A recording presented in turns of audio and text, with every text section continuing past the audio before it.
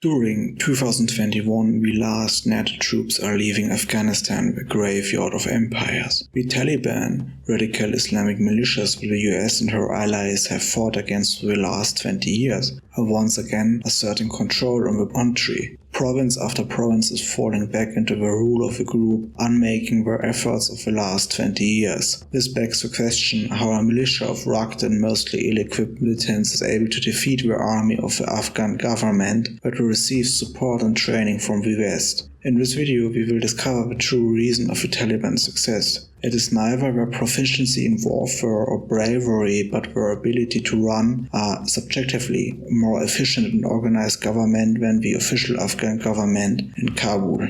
During the peak of NATO activity, the Taliban were mostly forced to hide in difficult-to-access strongholds in the mountains or use covert militants that facilitated terrorist attacks. Since they enjoyed at least some support in general population and from foreign donors, they were able to hold out the Western attempts to pacify the area. They knew that they just have to keep up with some pressure, because the West will pull out at some point when the cost, paid in blood and money, becomes unbearable. Now that this time has come, the Taliban are able to advance from their holdouts into the more fertile countryside and the cities. Let's have a look at the typical advance into a province. It's important to know that the Taliban are not a unified body like a modern army of a nation-state. They consist of loosely associated groups that, in theory, have to obey orders from members of a group that enjoy higher authority and are accepted as leaders by other members. Infighting between these groups is common, and leaders that are disobedient will be punished or even killed. After the withdrawal, the local groups started to establish their control in the countryside, that is by occupying villages and transport links. They face little to no resistance by locals that either support them or cannot muster the strength to organize a meaningful response. Before the withdrawal, showing such an open presence would have drawn the attention of the West, making drone strikes easy.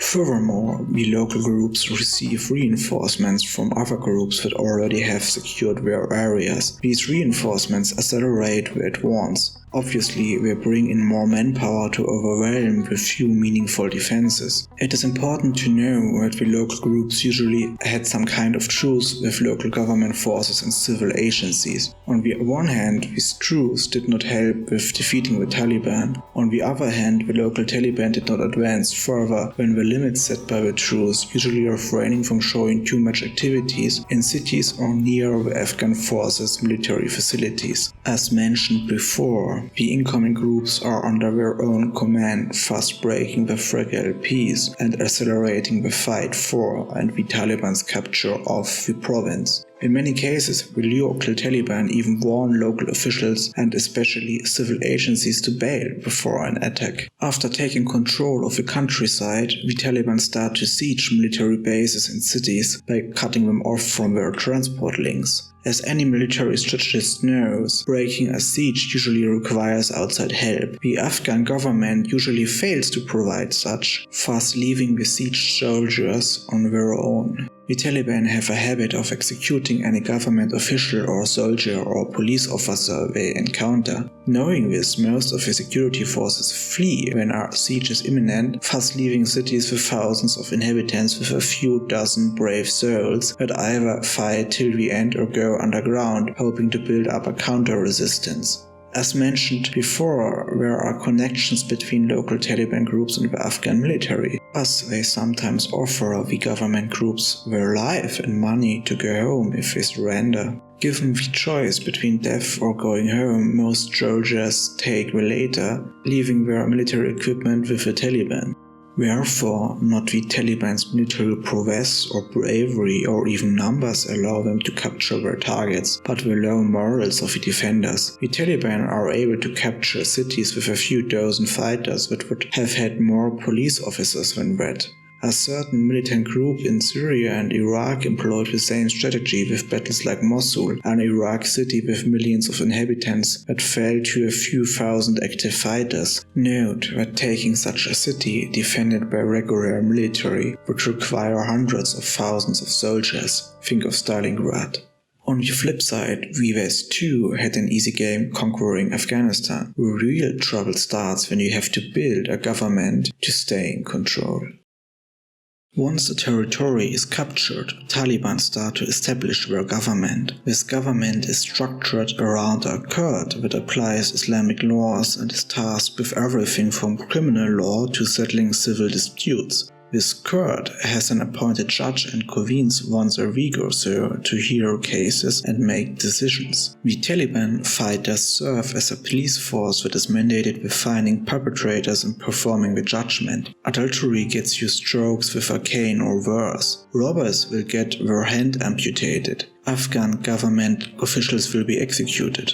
This system is cruel and inhumane, but many locals like it, seeing it as an improvement to the lacking criminal justice system of the Afghan government that was not able to deal with robberies and other crimes, plunging the countryside in lawlessness. Furthermore, the Taliban are raising a flat tax of 10% on income, but the local fighters usually are forcing locals to pay higher taxes or give them food or valuables, thus raising the effective tax rate. It's noteworthy that the Taliban mostly allow foreign NGOs to operate within their territory and keep the schools, which the Afghan government still pays for, operating even though women are excluded from higher levels of education. This points to the reason of the Taliban's success. They are able to offer better protection against crimes and better government services, or at least the same services as the official government, plus the lack of terrorist attacks because the terrorists rule themselves. This makes it difficult for the Afghan government to rally its armed forces behind its flag and convince locals to risk Taliban incursion. To be fair, there are regions with strong local militias that are able to fend off the Taliban.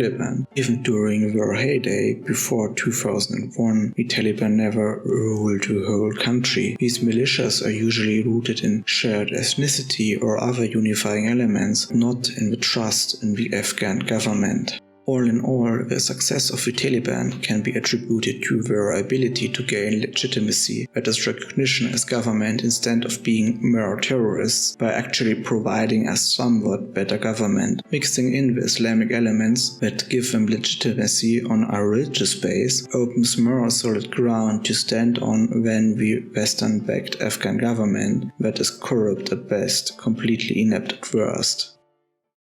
Even though the Taliban have some domestic legitimacy, they have fallen short to gain international recognition as the official government. As long as the incumbent Afghan government exists, it will not be possible for the Taliban to gain the recognition they desire. However, the fall of Kabul is just a matter of time, and the Taliban once again will rule over most parts of Afghanistan. The Taliban want to be recognized because this offers them access to international institutions. They want, like every group government, development aid and access to international markets and banking. Afghanistan is a country rich of resources that could be exploited and sold.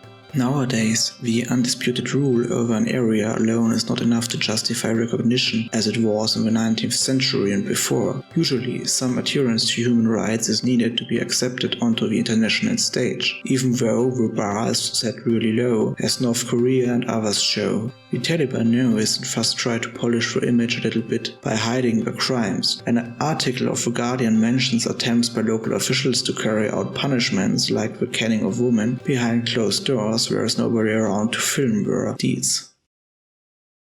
The fall of Afghanistan shows that it is the lack of legitimacy that kills every government. The graveyard of empires, Afghanistan, has seen many imposed governments come and go, but all were not able to make enough of the population recognize them as the government, give them a cause that it is worth dying for. All the support the West can offer cannot solve the lack of legitimacy. The same goes for other incumbent government that succumbed to revolution. The French king was toppled over a narrative of him being a greedy tyrant, the military not willing to follow his orders.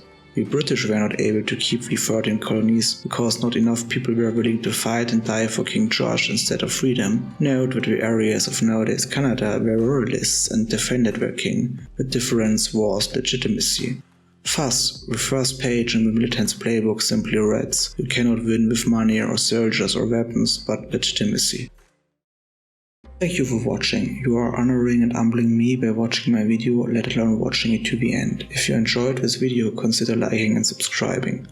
On this channel, we discuss the workings of the greatest mechanism known to mankind, the state. We have a look at the workings of power and the ideas that forge our modern perception of the state.